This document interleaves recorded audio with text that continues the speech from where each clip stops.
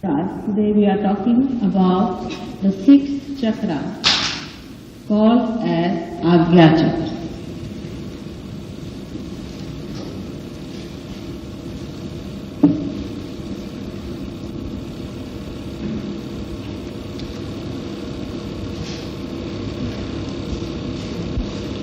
The Gya words means to know. Gya is to know. And A means the whole. Agya Chakra also has another meaning. Agya. Agya means obedience or to order. It can mean both the things. If you order to someone, it is an Agya. And the one who obeys the order is an Agyakari, and the one who does the Agya. This sixth chakra was created in the human beings when he started thinking. Thinking is language expressed. If we do not have a language, we cannot think. But it does not mean there is no thought coming into us. If we cannot express it, it does not mean there is no thought process working in us. But at that certain stage, when the thoughts are coming to us, they are not in language. So they are not communicated to us. And that's why if we do not have language, we cannot understand what we are thinking.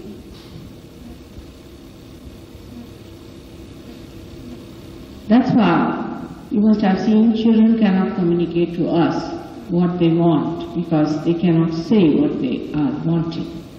They feel the urge in the stomach and they want to ask for, say, water or something, but they can't say it to us. And that's why they cannot think what they have to say about.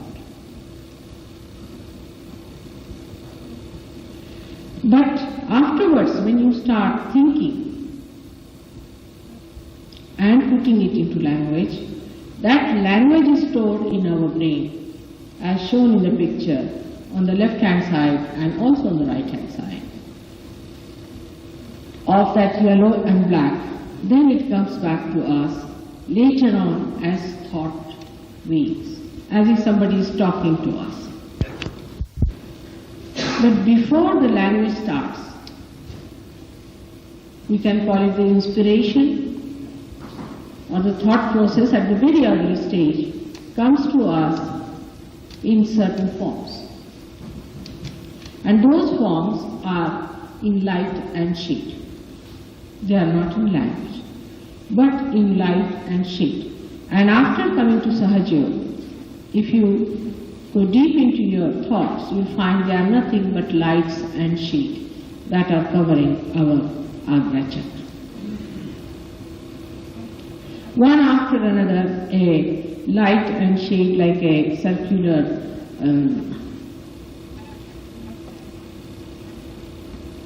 lighthouse, they give a kind of a pattern in our head. Now these patterns are molded into language by us at a very early stage, and these are sort of filled into the cups of language, and then these cups are kept reserved in the brain and they come to us that way. When we think, we really understand it because it's a language that comes to us. So what happens to the animals? Do they think or not? They get a thought, an inspiration. But they won't be just thinking about it. Now these inspirations come to them as words when they start living with human beings. So these inspirations go into the thought again as we do. For example, you give somebody a name, say you call him say Tom or something you call a dog. So now he knows that this word means calling me. So he connects himself with that word. But when he does not have the word, when he is just an animal, he is just there, he doesn't think. That's why they are very spontaneous and we are not. Animals are extremely spontaneous, but because they do not think the way we think. And this has created the greatest problem for human beings, how to get beyond thoughts. It's a little complicated thing because perhaps I can see that very clearly as you cannot see the light. And then the light forms the language. And then language, according to us, becomes our thoughts. But these thoughts are really conditionings on us, and they are not inspired things. They are not coming from inside, and that's why we are not spontaneous. For example, if I am sitting here, now I cannot keep quiet as a human being. I'll be thinking about something. I'll be thinking, what am I going to say? Then should I say this or not? Or if I say this, will that be all right or not? Will that go into their heads or not? All sorts of thoughts will be coming into my head. Then from one side, I will be questioning myself. From the other side, the answers will be coming. All right, you say this, and if you say like this, they may appreciate you. Go this way, that way, they will understand. Like that. You see, so the sorting out goes on in our brain through our experiences of this lifetime of ours. Whatever have been our experiences in this lifetime, in dealing with people, in getting experiences from others, all these are conditioned into our brain. And the whole thing becomes a thought process, which comes to us through this interaction of thought and action and thought. We just start weighing which action to take, what thought to be put in, how to solve it, and we think we are analyzing ourselves. It's a very superficial thing. Actually, you do not analyze anything whatsoever. You do not. As I told you the other day, you do not do anything. So your thinking is nothing but a bubbling going on. Because when, like a sea even, which is so deep down, so quiet, when it touches the shore, it has a action and reaction. In the same way, when you are seeing at something, because your attention is outside, immediately a thought wave is created out of that, which goes back and gives you all the images about it, whatever you know about that particular thing, and it comes back to you as a thought process. It's going on all the time. And it can be so maddening that we cannot stop our thoughts. It just goes on like mad. You don't know, you can't sleep because thoughts are coming. Sometimes they could be horrifying, sometimes they are gratifying, sometimes romantic, sometimes absolutely negative, sometimes very positive, sometimes you feel I must do this, sometimes you feel I shouldn't do this. But when you actually do, you do not think. It's surprising, we never notice that when we are doing that particular thing, supposing I say I am going to speak, these things. Now when I thought about it, that I thought say about 10 minutes before, when I am speaking it, I am not thinking that what I was going to speak. Because that time I think and built in that process of thinking into my brain and put it somewhere stored, and then now when I have started this flow, that is coming directly. So human beings have developed, I should say, a process which can be a very sickening thing, very, very sickening. And this comes out of both of these. Is one, the left side, that we call the ego, which has gone this side, and the right side we call the superego. All the conditioning on the right-hand side of the superego gives us the fears, the dangers, the possibilities, whatever we have experienced before. As they say, those who have been burnt by milk also take a cold drink after blowing it a little. Because you have been burnt, you know something liquid has burnt you, so you think this may also burn your tongue. So you may try to do that. It is so spontaneous that time that you feel that, oh, it's very spontaneous, but it is not. It has been stored before in your experiences and something there that you are afraid of, and that's why you do it. If you once realize that this thought process is absolutely not necessary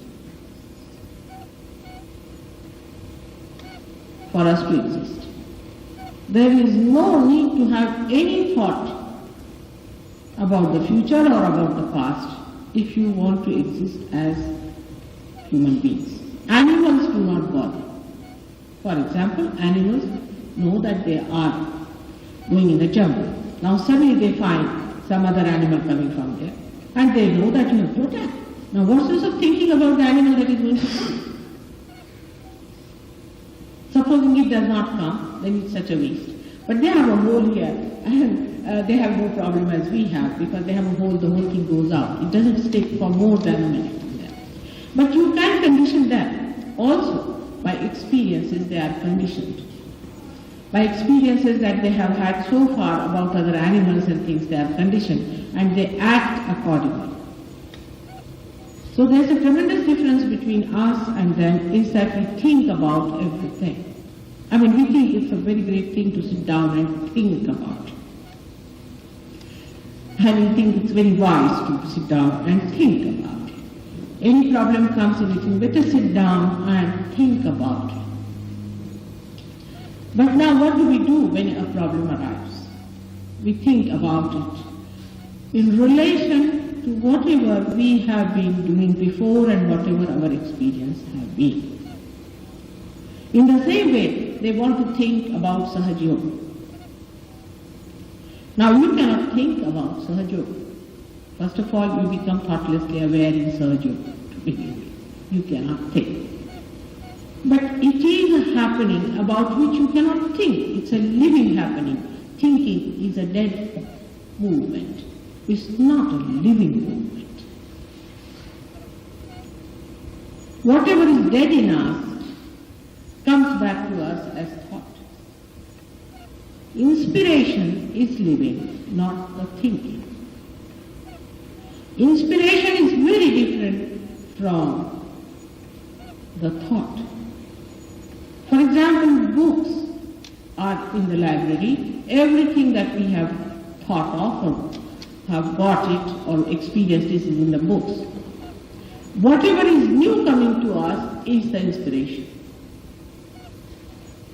Now just find out how many new things you are thinking. Perhaps not even a sentence. Mostly we say that this gentleman said so, that gentleman said so, that gentleman said so, or I said so. I mean said.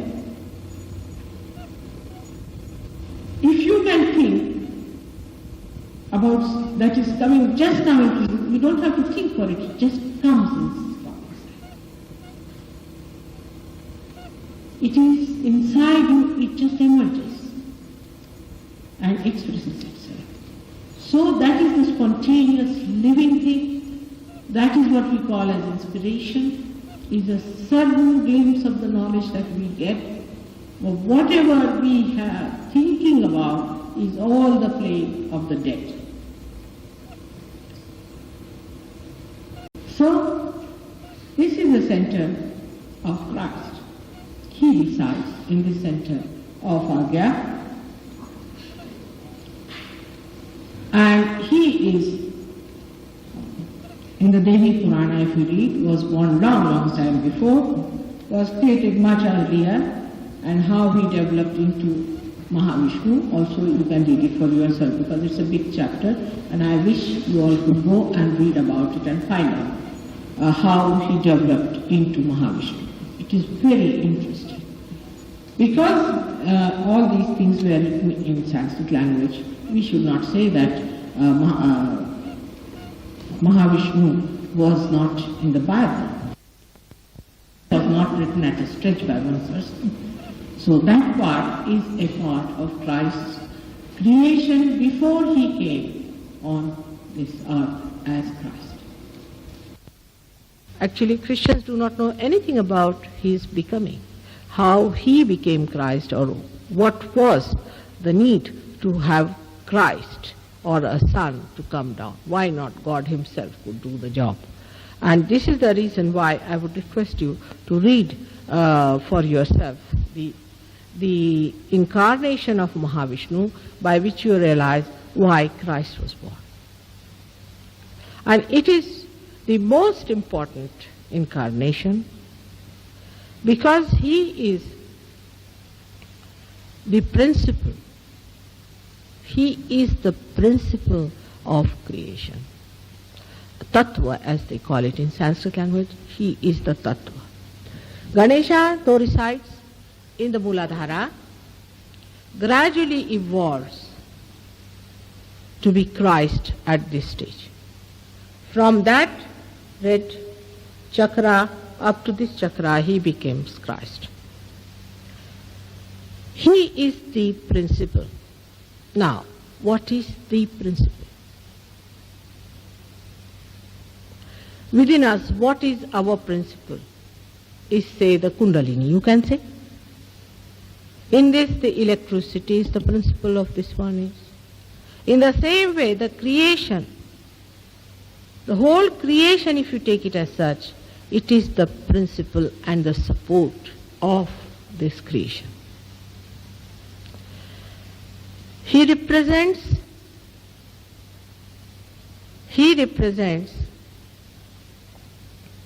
the essence of creation.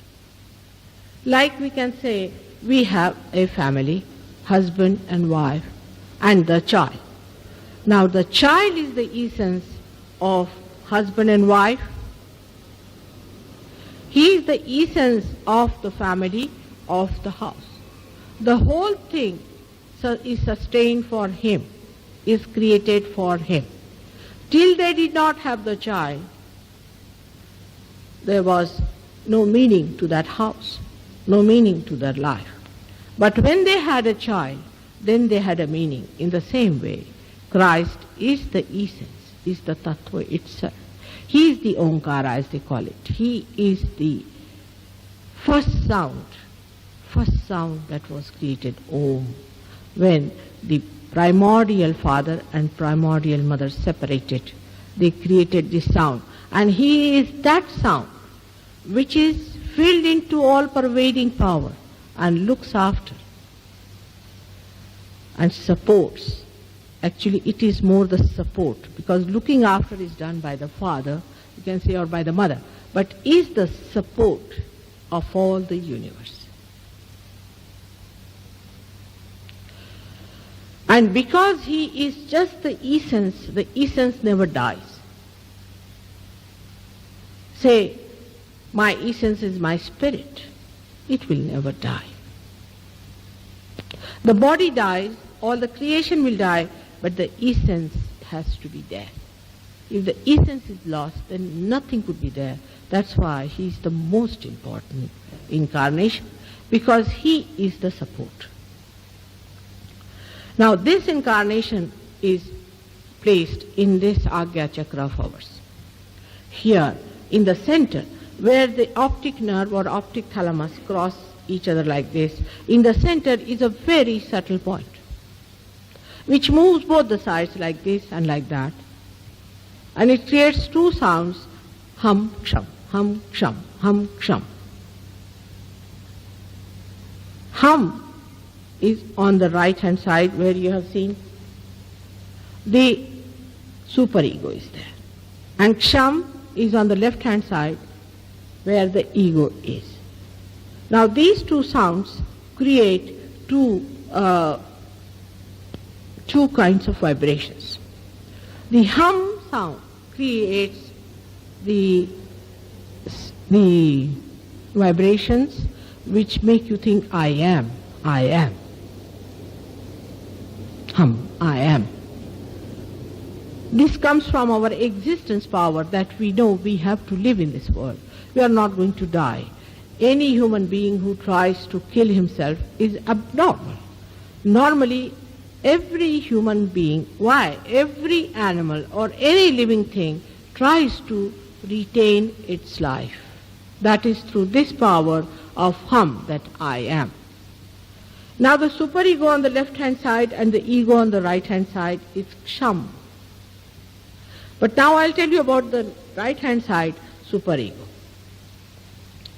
In this superego, when you are conditioned by so many things, then you are frightened and you are worried, because these experiences make you that type of a person which has fear in the mind. And this fear is all settled in your superego. This starts from your amoeba stage, you can say, and it still today is being stored there. You are afraid of police, you are afraid of that, you are afraid of this. Some people are not afraid of these things but are afraid of something else, because whatever have been your conditions, whatever have been your experiences are all put down here. Moreover, say somebody reads the book of Dracula. Now he is afraid of the word Dracula. But the children who do not read, they do not know what is a Dracula is. If you say Dracula has come, they said, all right, let's have a look at him. But those children have read about Dracula, they are literally frightened and they say, oh God, Dracula is coming, something terrible is going to happen. So, you see, whatever you have read, whatever you have gone through, whatever experiences you have had, all is in the superego. So this superego, in that, this center sends message. I am, you are, hum, hum, don't be afraid, you are. So the people who come to me, you have seen some people who come to me are victims of superego conditioning. And these are the people, actually at this stage only you can really discriminate between the two types. One who are very aggressive, the other who are absolutely, we should say, subordinated, frightened. These people, when they come to me, I have seen they go on crying and weeping, mother, this has happened, that has happened, and I really get tired talking to them. And there are so many of this kind that really you have to pay attention to them as Sahajogis, because you will have to deal with them, how to manage them and how to work it out. Now at that time, if a Sahajogi says, now you go on saying hum, hum, hum, hum. A Sahajogi, if he says, then the vibrations will drive out his fear.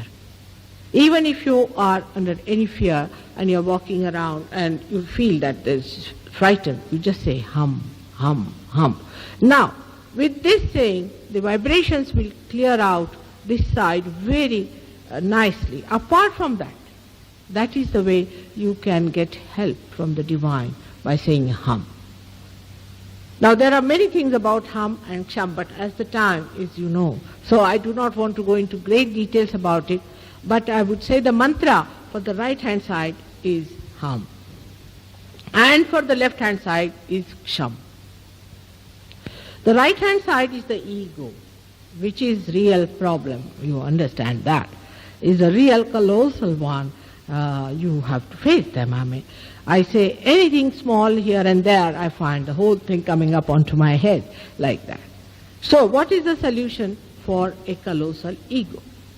Colossal ego can only be conquered by forgiving others. Those who have ego must learn, if they feel hurt, they must say forgive. Then another person hurts them, say forgive. And not only forgive, but ask for forgiveness. Both things should be done, more asking for forgiveness. You have to ask for forgiveness if you have too much of ego. It is very important, because if you have too much of ego, means what? That you have pampered it too much. That means you have used it too much.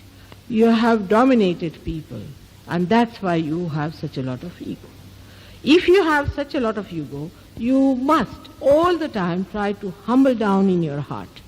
Now, in the heart resides the spirit. The ego, too much of ego in a person, always takes you away from that spirit. That's why it is said, humble down in your heart.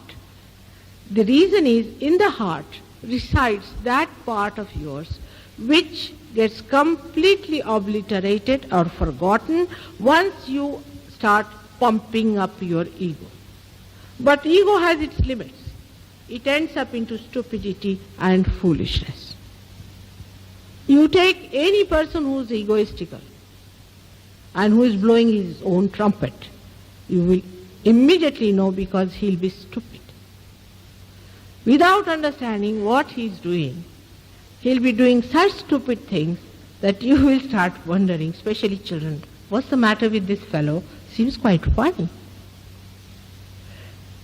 And when the stupidity, you see, faces the person, then he sees for himself, oh God, how did I become so stupid?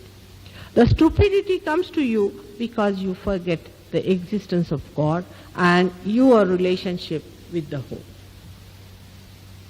You think I am on my own. Why should I not do this? What is wrong in this? What is wrong in that? I should do these things. I mean, in this country, the way people are fighting for things, I mean, you must. Anybody, I mean, those so-called developing countries can't understand what's kind of a thing happening to these people, because the other day my son-in-law was reading an article that people are demanding now that a son-in-law should be allowed to marry the mother-in-law. And he just couldn't understand how can people gather together and ask for such an absurd thing like that. She is your mother. How can you say that way?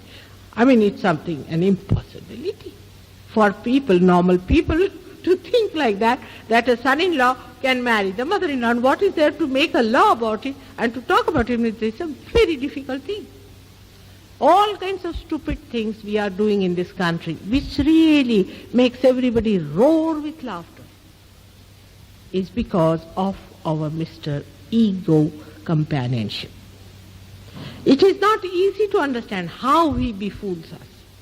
It goes on befooling us all the time, and then we think, what's wrong? An 80-year-old man running after a 20-year-old girl, and the 20-year-old girl befooling this 80-year-old man, supposed to be a statesman, they start, and his statue is erected somewhere there. How is it possible? It is only the ego makes you do all these nonsensical and stupid things. Once you are in Sahaja Yoga, you don't know how to control your laughter sometimes, the way people are foolish. Extremely foolish. And this is what it is. It ends up in stupidity. Absolute stupidity. I mean, even if you have want to write a novel, you won't get such beautiful characters as you could around you when you listen to them and you're shocked, oh God, what's this going on? And very embarrassing too. Extremely embarrassing. And they become so foolish with their ego that one cannot understand how thinking man, because by thinking you get your ego, becomes foolish. There is no wisdom in a person whose ego is completely developed like that. If somebody has an ego like that, there is no wisdom in him. You can see that he does not know what is wisdom. He behaves in such an immature way. He may be an elderly man, great-grandfather of somebody, but as soon as he opens his mouth, you are shocked at him. You think, from where this joker has come? The maturity is completely lacking. The other day somebody told me that, Mother, how is it our parents are so stupid and we are searching God? And the elderly people are so foolish and we are searching God. And then I said, no, maybe because of war the parents are disturbed, you see. Most of the parents were disturbed during war. And they said majority of them are like this. And the younger people are searching God and much wiser. And we don't know how to compromise with them because they are not searching God. Why is it they are not searching God and we are searching God? And if there are some searching, there are very few. Now I said this may be due to war, but somebody said, then what about America? You see, in America the people didn't face war so much. The stupidity that they have is sometimes surprising. That is the same thing, as I said, is the development of ego in a human being. Now ego is the thing that makes you think about everything. For example, now we have to say go from here to Birmingham. Alright? So we think, now how will I go? Simple way is that I'll take a train or I'll take a car and go away. If there's no reservation needed, I will just jump into the train or go by the car. If the car is available, I'll go by car or by train. Finished. What is there to think about it? But no, then we must plan it out. So I have programmed now. I have to go. So you go to the station and find the train is not there because there was some accident, so the train is not moving. So you are absolutely upset because you think that the train has gone. Now what to do? In that upsetting, you do not even remember that you have a car and you have to go by the car. Now, that whole thing upsets you because you had plans to go by train and you had planned everything. Now you cannot reach there, and what will happen? Now you are sitting here and worrying about it. Another person who is spontaneous, what will you do? All right, depends on, I may go by train or by car, whatever I feel like at that time. He's sitting tight. So he goes to the train, sees if the train is there, if it is nicely, there's a space available, he gets into it. If the train is not available, all right, he comes home, takes his car and goes away. So now you have informed the people that you must meet at such and such place. That also is there, you see. So those people are running up down there and they will be there at the station. Now, what's the matter? Even if they are at the station, you can meet them at the station. You go by train and you can meet them. What is there to be that much upset about it? You see, you can always contact them. But the way we get upset, we have spoiled the complete program of going to Birmingham, which is a very beautiful program that we have got. We have to meet new people, we have to meet many people, we have to enjoy ourselves. That's all finished. Because we had planned something and it did not work out, we are finished. All these things make us a miserable person. And we are so miserable and so grudging and so boring that those who are next to you just get fed up of it and they say, now shut up. If you are not going to Birmingham, if you are not going, don't go, but don't eat my head now. It's a common experience of many. If this Mr. Ego, he doesn't want you to be happy. He doesn't want you to be relaxed. He all the time gives you ideas and tells you do this and do that and you must get it done and this is to be done and you better inform that person, be meticulous about it. And it will go to such details that anything fails, you are finished because your nerves are already finished and shattered. Anything, even a drop of inconvenience comes into you or even a feather of disturbance is there, you are finished. And so everybody is rattling, we have tensions, we have problems. Why?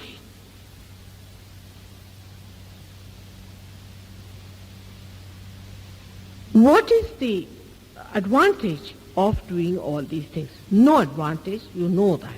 But then why do you do it? Because you have a big ego. It won't allow you to rest. Whatever you may try, it won't. So what is the solution of that?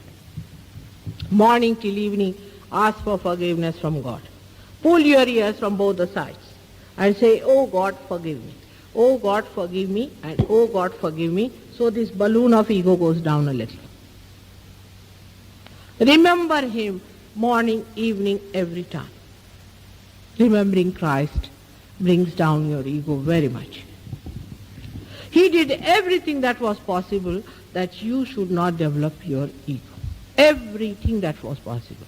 He was born as an ordinary carpenter's son. Lived in the most ordinary conditions.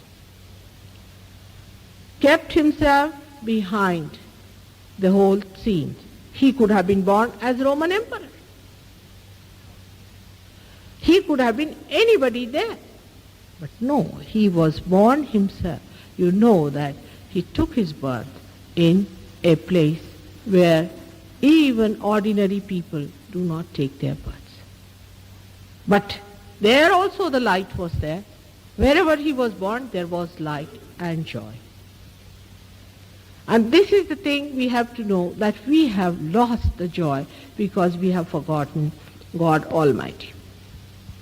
When we forget him, that he is love and he is joy, naturally joy is also forgotten.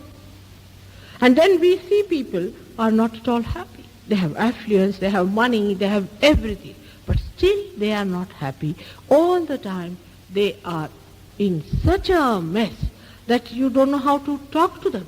If you say this word, they'll be angry. If you say that word, they'll be angry. They are not at all normal human beings. They are sick people, sick with their ego. It's a very simple thing, is to ask for forgiveness. But how many times do we do that? Not even once a day, not even once a month, not even once a year. Even on a Christmas day, if we could say, forgive us, O Lord, for whatever we have done so far, it will work out. But that day, we must have champagne to forgive him more. We must have gossips, and we must have all the arrogant things by the time it is the end of Christmas.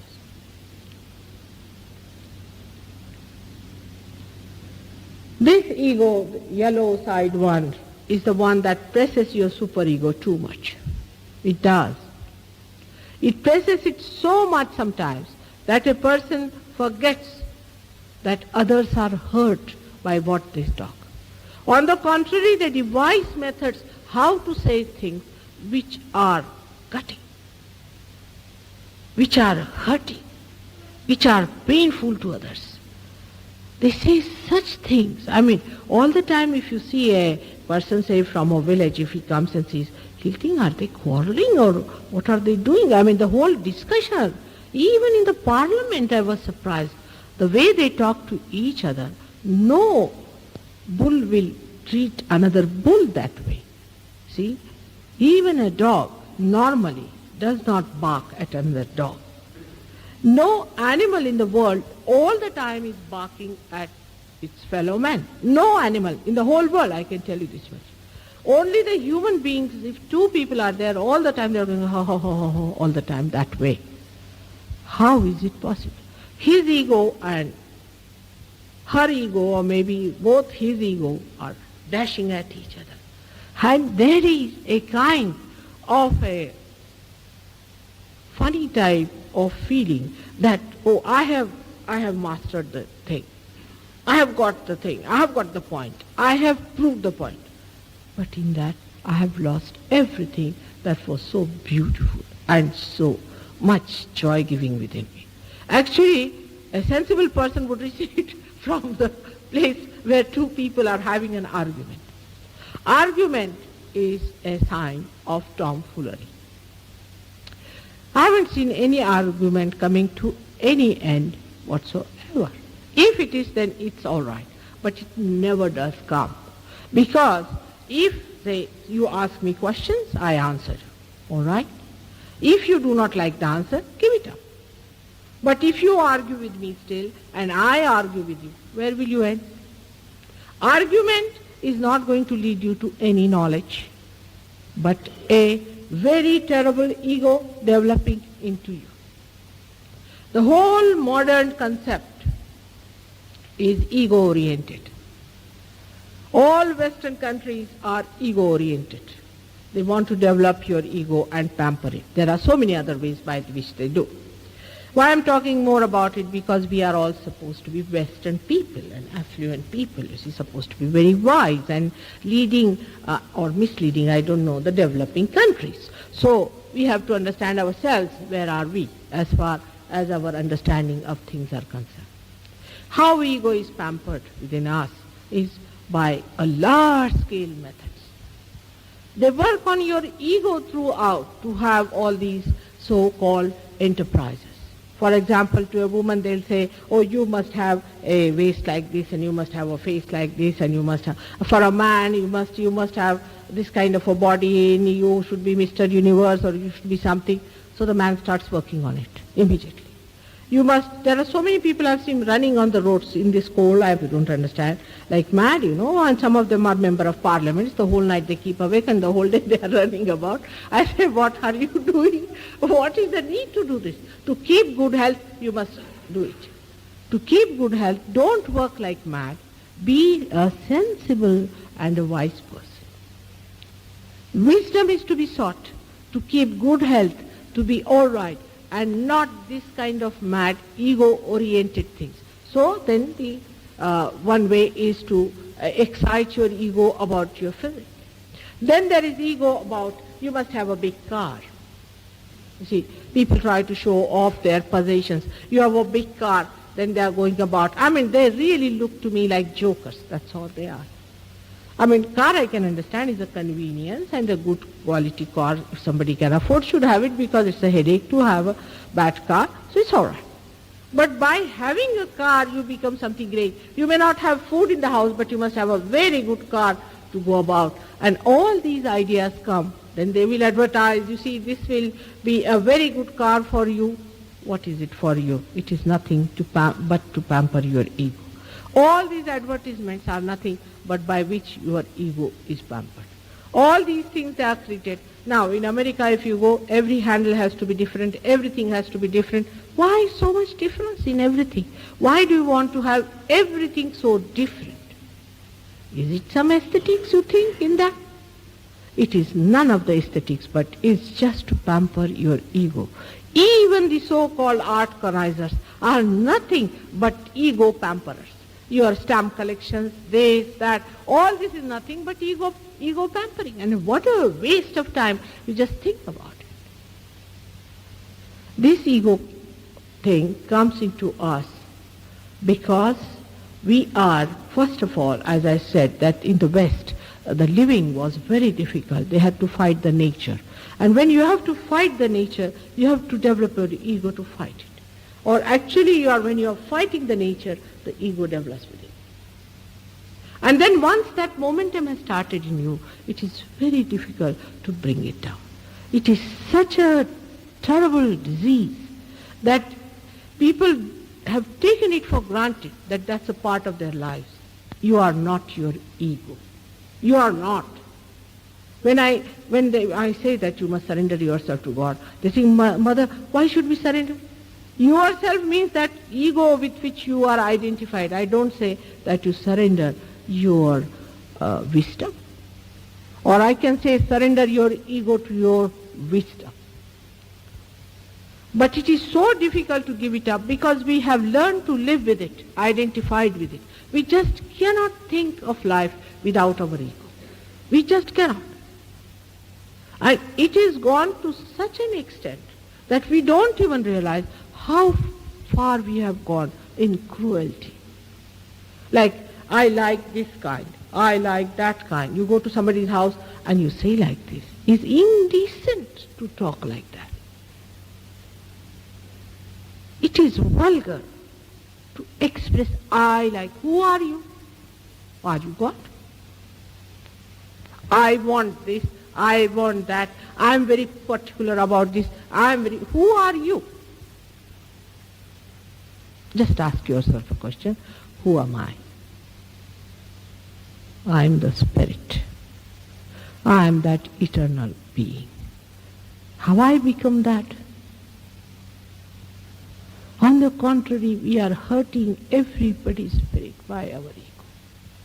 Every moment when we talk to others, we are hurting them.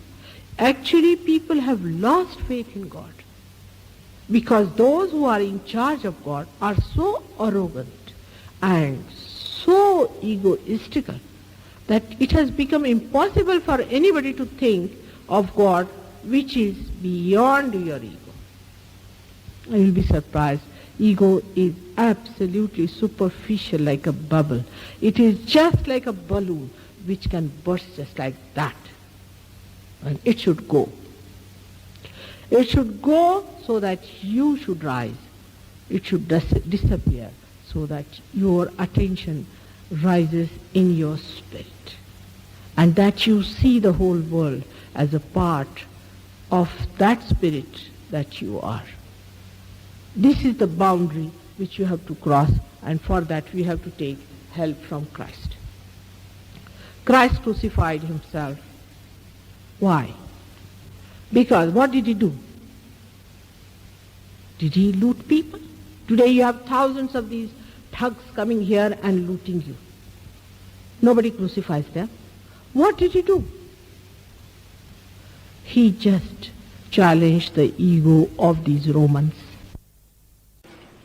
and of these Jews, those who were angry with him. And that's why he was crucified. And we have to crucify our ego now through his cross. Otherwise we are going to do the same again to ourselves, that in our own being we crucify our Christ by our ego. It is a very symbolic death of Christ. His birth in the most humble place, in a very humble place. He is born in the optic thalamus, you can say, is the place where this brain, all activities coming and all sorts of problems there facing you. And there he lives. And you have to just awaken him there so that your ego is crucified once for all. But I don't say you fight your ego, because it is not that important to fight. You are fighting with your shadow. You have a shadow which is called as ego, which is not to be fought and waste your energy on him. There's no need to fight it. Only thing, if you stand in the center of the light, you don't see any shadow. It is so simple as that. If you stand in the center of light, that is Christ, you don't see any shadow anywhere. But when I say this, I may sound like other people who give sermon. Stand in the shadow of Christ, or stand in the light of Christ. Now what does that mean? Where is that light? Where is that place where you should stand? And that place is here, in the center of your optic thalamus, where there is no thought. You have to stand in thoughtless awareness. Thoughts will stop and they will be beyond thought.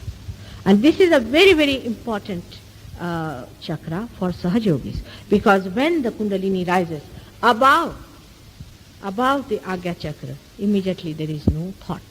You do not get any thoughts from ego or superego.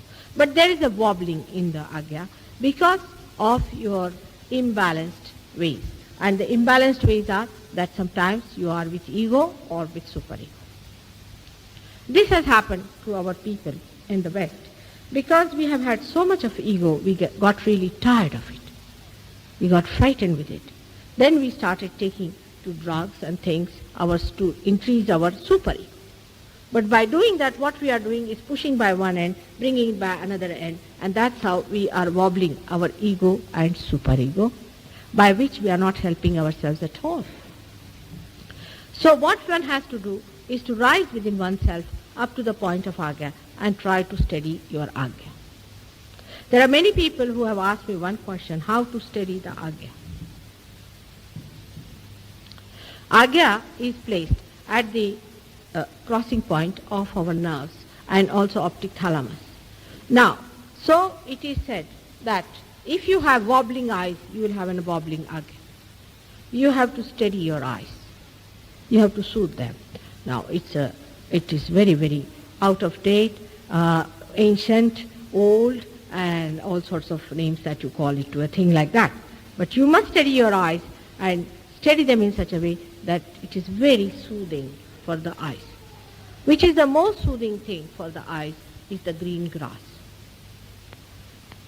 If you could see the green grass with your eyes, means you walk with your eyes on the ground.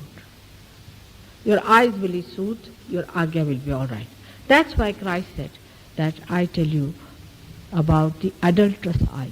He talked about adulterous eyes, the eyes with which you do adultery. It's a very common thing these days. Every woman a man must see, every man a woman must see. As if it is the most important job. If you have not seen one woman, you have finished. I mean, this is being modern. But I am an old-fashioned lady. And at the time of Christ, he said, you should not have adulterous eyes. And the ones who have adulterous eyes are no more than any other but our Western Christians, who all the time, even in the church, even when they are giving sermon, their eyes are moving with adultery. These eyes have to be very, very pure, very, very deep, and very loving when you want to have your agya all right. Because you receive through your eyes. Say if you have closed your eyes, you do not put your attention to anything because your eyes are closed. You are not adding more thoughts to yourself. But if your eyes are open, you are adding much more thoughts because everywhere the eyes go, the attention goes and you see things and create thoughts and put in them.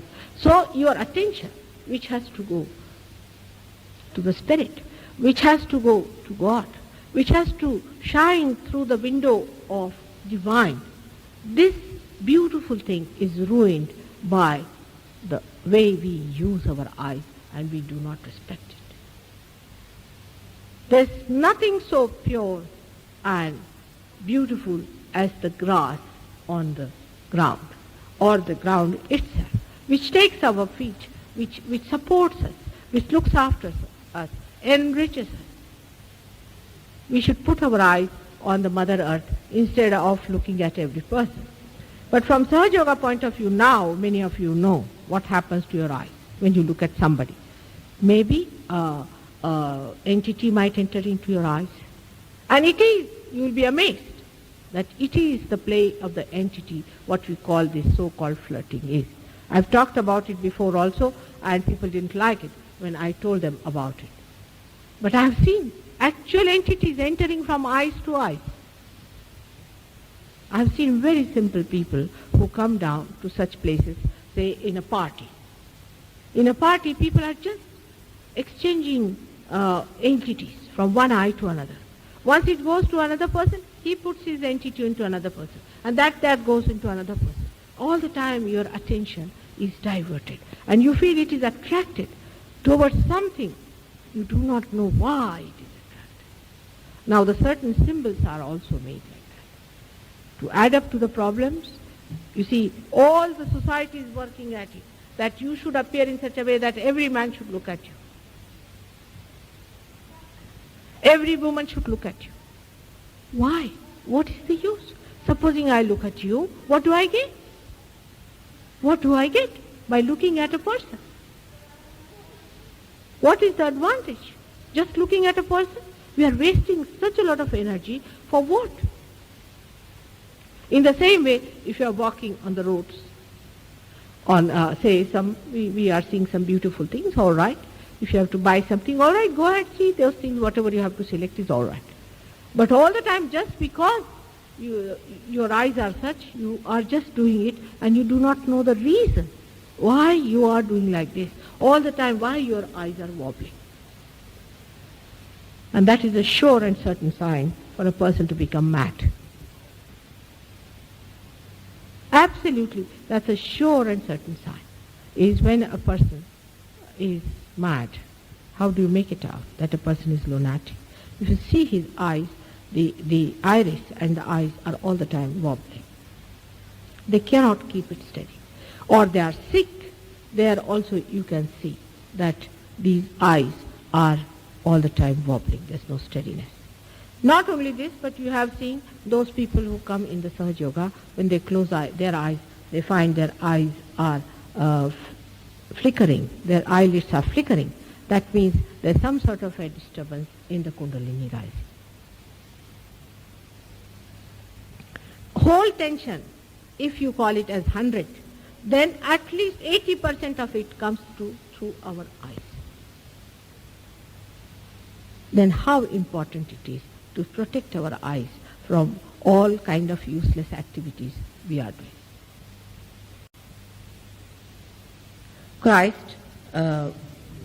Christ's life shows so many aspects of how to respect others But one of them, which is being very much misused throughout, is that of the prostitute. He saved the prostitute. He saved her, no doubt. But you spoil those prostitutes.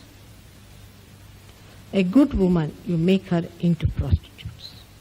You give her ideas by which she becomes a prostitute.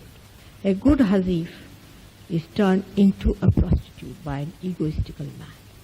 Young, small girls who are virgins are being destroyed by your dirty glances. Do you realize this? That you are doing just opposite what Christ had done. And you say that he saved Christ, so even if we are prostitutes, he'll save us. But why we prostitutes? This is such a stupid style of thinking, that we should become prostitutes so that Christ will save us.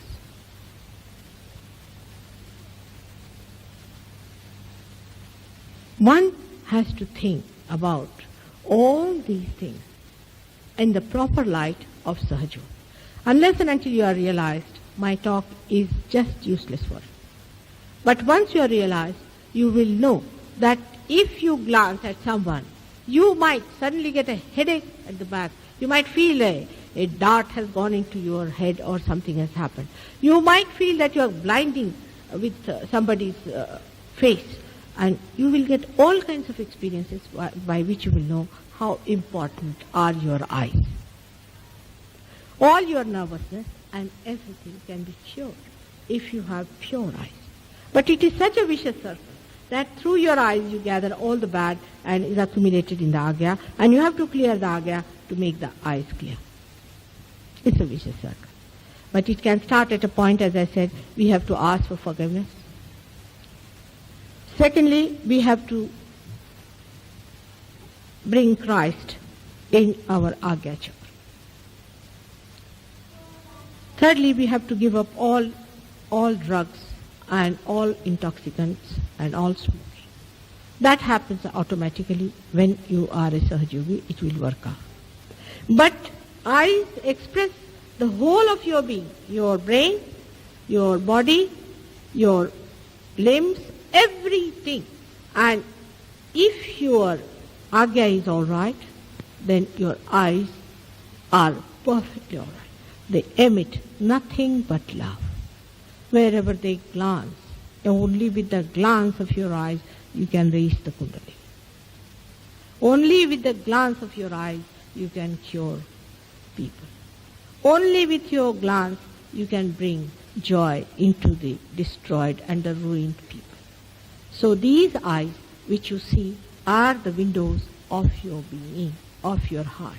When the spirit is expressed through your eyes, you must have noticed yourself that when the Kundalini rises, then the eyes become dilated.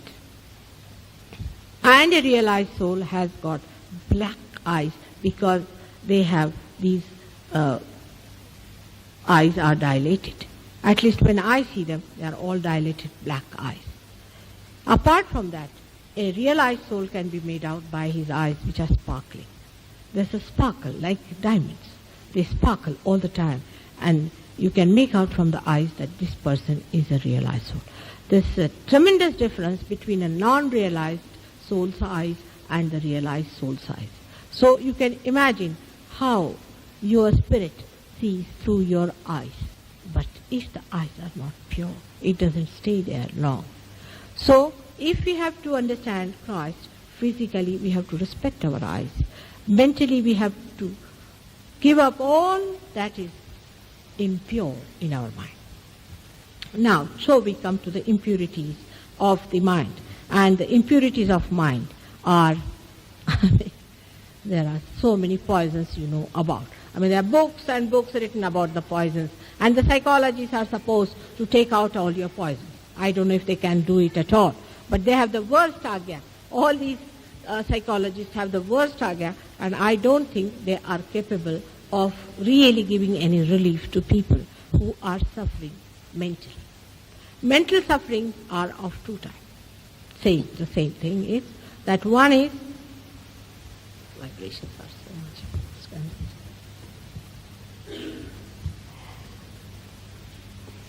One type of mental troubles are where people oppress you very much. You see, you go on bearing the cross. Now, this is a very wrong idea people have about Christ. Bearing the cross doesn't mean that anybody who tries to oppress you, you should go on taking the enslavement upon yourself. You are not to enslave to anyone whatsoever. Anybody who tries to make a slave out of you, you should deny it, absolutely. You should say, I am. Who are you to dominate? Anyone, whether you are of a black skin or a red skin or a yellow skin, nobody has right to dominate anyone in this whole world. And if anybody is doing it or what to do now, after all, you see, we are poor people, or we are like this, or he is supporting and all that, then they are running away from their duty towards themselves. Such people cannot get realization. Slaves are not going to become kings. So the slavery that is supposed to be confused with bearing the cross is another confusion of modern times. We have to rise in our self-respect, and we have to understand that no one in this world has a right to dominate us. But then what is bearing of the cross is? First of all, the people of his level never suffer. It's just a joke going on. It's a leela. It's a play going on for them. They never suffer. And even if they so-called act as suffering, they just do it because they want to do it. They are not helpless people. They are not slaves. And those who think that by bearing it up and by suffering it, we are becoming Christians, they should know they are psychological cases. And if they are crying and weeping and all the time saying, what to do, you see, I'm in love and my lover tortures me, you are neither in love, neither you have a lover. It is a kind of a psychological clubbing that he is a dominating man and you like his domination, that's why you are together. It's a simple fact. So every human being has his own self-respect, and he must respect his self, that is the spirit within him. And nothing should dominate it. Whether you belong to this country or that country or this ism or that ism, all this will break down under the rule of God. Nobody has the right to dominate anybody's spirit. But when you are given freedom, you go to the other side, that is Mr. Ego. You do not know how to use your freedom. So you try to dominate others. Your freedom means everybody's freedom is in danger. You are on top of everyone and torturing everybody's souls, and you are dominating by land and by properties or by possessions. So either this way or that way, mentally if you are of this category or that category, you are against yourself. Just be in the center and see for yourself. Just be looking at it. Are you emitting love towards another person? If you are a slave, how can you love? You cannot. If you are free and abandoned, how can you love? Love has its own bondages, very sweet and beautiful. You have to live with them. You enjoy those bondages.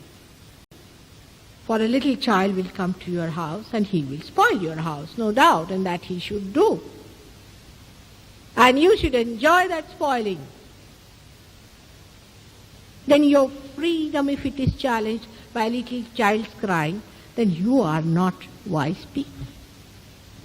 This is abandonment. Or I would say it is loneliness. It is cutting off from the primordial, from the big one, from the large one that you are, is not to be able to tolerate the freedom of others. A child has no freedom to cry in the house. What sort of freedom you conceive of? A mother has no right to say something she wants to say about her child, which is her duty to tell him what is right and wrong. If the son does not have right to eat whatever he likes in his own mother's family, then what sort of freedom do you have? It's such a confusion of things. So this kind of freedom is just the opposite and extreme of enslavement. But in the center is love, where you are bound by everyone. I am bound by my children. Yes, I am. I am proud of them. They bound me, and I bound them too. It's a mutual bounding which we enjoy among ourselves. There is such a give and take when there is such a bondage of love. But do we understand the importance of bondage of love? At the slightest pretext we break it. Say a wife says, I would like to go out today. Husband will say, why? I'm very tired, don't you understand? Or if the husband says, I feel like eating something, or some particular thing, he says, pancake or something. A small thing. Oh, I'm very tired, every time you're demanding. If she could just think, by making that little thing, he would be so very happy. She should be dying to know what he wants, and he should be dying to do what she wants, and then enjoy each other's company, or you are wasting all your properties that you have as human beings. You don't know how much you are wasting from each other. Every moment is filled with such beautiful bondages, where exchanges are there. What have you gained? The way you are fighting, the way you are going about, what have you gained? Let me see.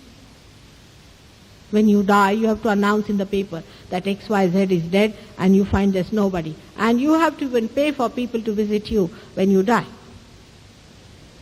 This is the case today. Such dryness, such emptiness, such loneliness exists. What have we achieved through this? So this bondage, we have to.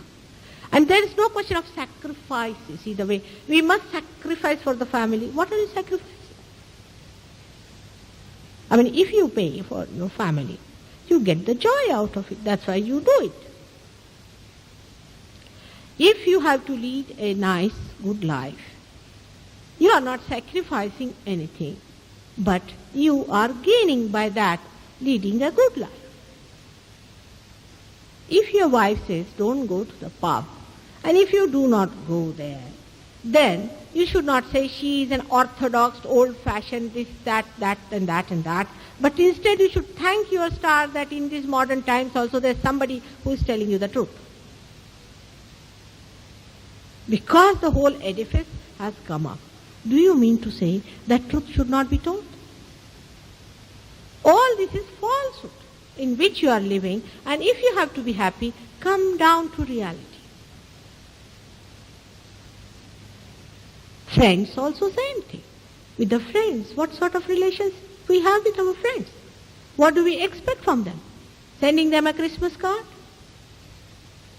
And then if they don't send, feeling bad about it? There are no deeper bondages. We have not lived with them. If we allow ourselves to be bound by them, they will be bound by us. You better try this. Try to be bound by them. Don't be afraid of anybody else. Just try to be bound by others. And you'll be amazed how much they will be giving you. I am a living example of this.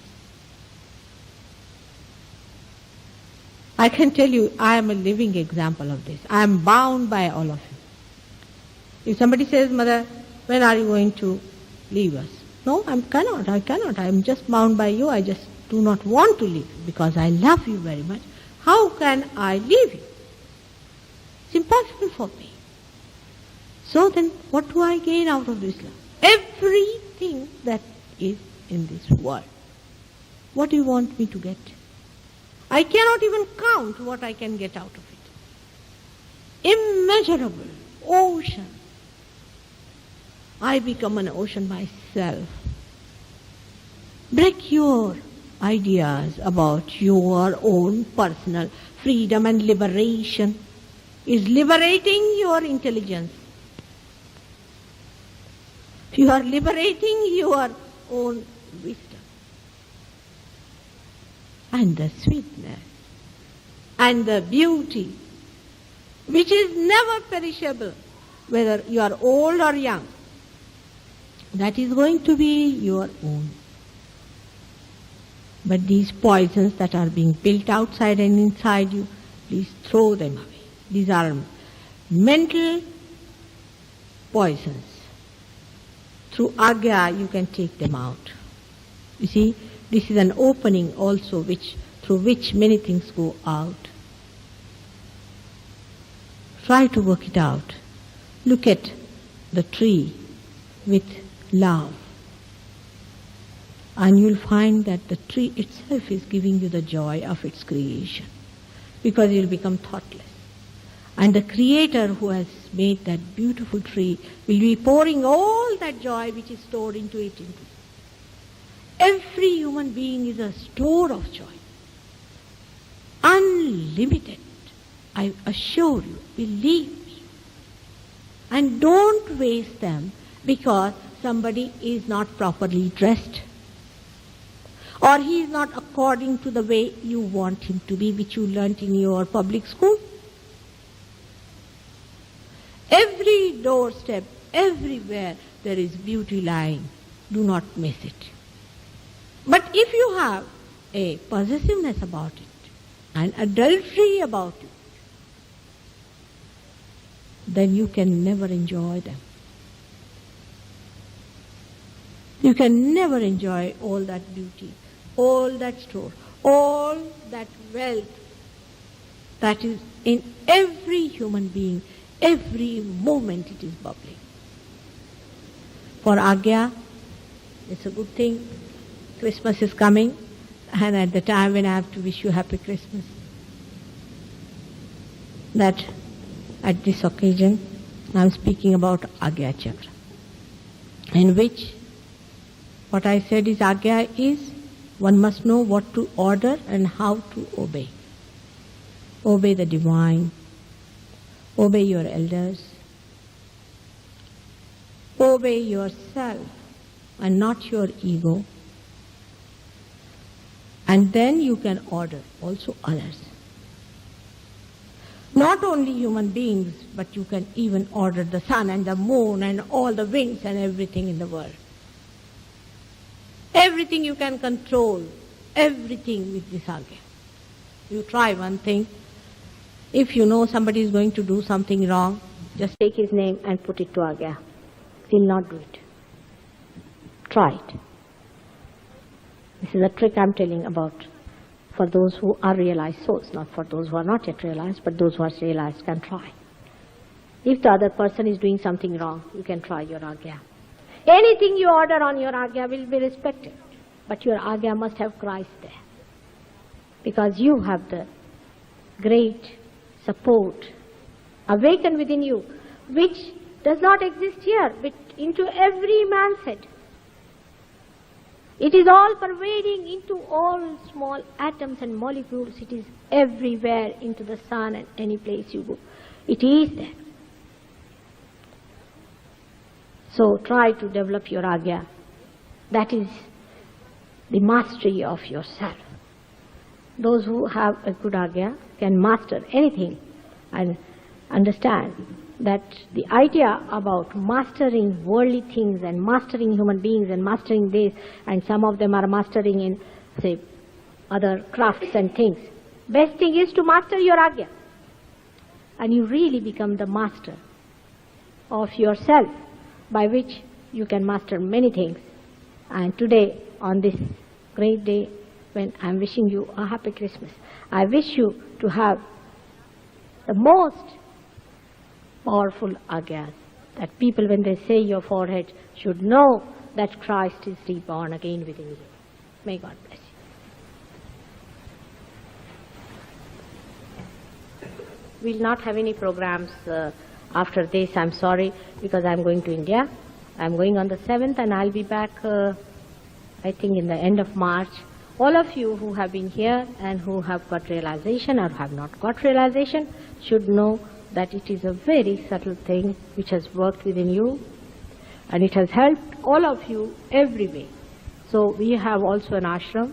The address of the ashram will be now told to you, so that you note it down for yourself. Where is the ashram? It is very near Dollis Hill Tube Station. Please go and visit those people and meet your brothers and sisters who are there, and there's a telephone number will be there. Please contact them and keep the contact. Another thing is that we are going to have a New Year's Day celebration of having all of us lunch together, and you are all cordially invited to be there by about 12:30 or so, and we'll have some lunch and some music and some meeting together and the bondage part of it. Thank you very much. May God bless you.